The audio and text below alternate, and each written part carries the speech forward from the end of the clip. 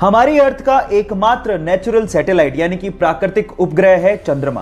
अब उसके बारे में एक इंटरेस्टिंग फैक्ट बताता हूं। आपका अभी इस वक्त जितना भी भार है उसका सिर्फ 1/6 भार ही आप लोगों को मून पे फील होगा। मतलब मान लो कि आप 60 किलो के हो तो उसका 1/6 यानी कि सिर्फ 10 किलो का भार ही आप लोगों को मून पे फील होगा, यानी कि आप अपने आप को हल्का महसूस करोगे। और यह होता है ग्रेविटेशन की कमी की वजह से। और अगर मान लो आपको अपना भार कम करना है तो जिम जाने की बजाय आप चंद्रमा पे चले जाओ, वो ज्यादा अच्छा है। Just kidding. ये आपको पता था या नहीं पता था, चैट सेक्शन में लिखना मत भूलिएगा। एक मोटरसाइकिल सवार रेलवे क्रॉसिंग के दौरान रेलवे के फाटक को देख ही नहीं पाता और वो सीधे जाके रेलवे फाटक से टकराता है और सीधे रेल की पटरियों पे गिर जाता है। वो इतनी बुरी तरह से घायल हो जाता है कि उससे खड़ा भी नहीं हो जा रहा था और सामने से ट्रेन आ रही थी। यह देखकर पास में खड़ा एक युवक भागता हुआ आता है और उसे रेल की पटरियों से खींचता है और उसकी बाइक को रेल की पटरियों से खींचता है और उसकी जान बचाता है। अगर आखिरी समय पर वो बहादुर लड़का नहीं आता तो शायद आज वो बंदा जिंदा ही नहीं होता। सो गाइस, उस बहादुर लड़के की बहादुरी के लिए एक लाइक तो बनता है। गोल्ड यानी कि सोना रईसी की पहचान मानी जाती है, लेकिन सवाल यह है कि अर्थ की क्रस्ट में तो बहुत सारे मेटल मिलते हैं, फिर गोल्ड को ही इतनी तवज्जो क्यों दी जाती है? मैं आपको बताता हूं। गोल्ड एक ऐसा मेटल है जिसपे कभी जंग लगती ही नहीं है।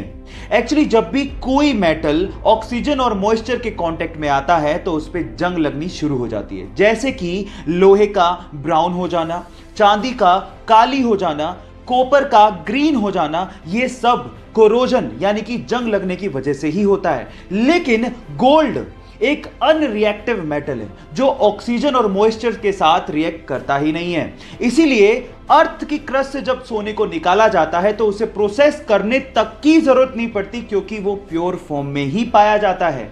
क्या इसके पहले तक गोल्ड की एक खासियत आप लोगों को पता थी? और अगर नहीं पता थी तो चैट सेक्शन में लिखना मत भूलिएगा। गाइस, ये तो आपको पता ही है कि प्लेन्स बहुत ज्यादा भारी होते हैं। इनफैक्ट बोइंग 737 तो 80,000 केजी का होता है और जब वो लैंड करते हैं तो उनकी स्पीड 250 से 300 किलोमीटर पर आवर होती है। पर आपने क्या कभी इमेजिन किया है कि इतनी स्पीड और इतने भार के साथ जब वो लैंड करते हैं तो उनके टायर्स कभी फटते क्यों नहीं है? मैं आपको बताता हूं। उनके टायर्स में रबड़ के साथ साथ एल्यूमिनियम और स्टील को भी मिक्स किया जाता है और नॉर्मल कारों के टायर के अंदर जो प्रेशर से हवा भरी जाती है उससे 6 गुना ज्यादा प्रेशर से एरोप्लेन के टायर में नाइट्रोजन को भरा जाता है ताकि वो प्रेशर को सहन कर सके। क्या आपको इससे पहले तक ये फैक्ट पता था? नहीं पता था तो चैट सेक्शन में लिखना मत भूलिएगा और हमारे YouTube चैनल को सब्सक्राइब करना मत भूलिएगा, लिंक बायो में गिवन है। गाइस, एक मजेदार सा किस्सा सुनाता हूं। ये बात है सन 1909 की, जब कनाडा ने पहली बार अपने एक शहर में एम्बुलेंस को लॉन्च किया ताकि लोगों की जान को बचाया जा सके। लेकिन हुआ उसका कुछ उल्टा ही। वही एम्बुलेंस शहर में टेस्ट ड्राइव के दौरान एक बंदे पे चढ़ गई और वो बंदा बुरी तरह से घायल हो गया। और मजे की बात यह है कि वो पहला बंदा था जिसे उस एम्बुलेंस ने हॉस्पिटल तक पहुंचाया था। यह अजीब सा किस्सा आपको कैसे लगा? चैट सेक्शन में लिखना मत भूलिएगा।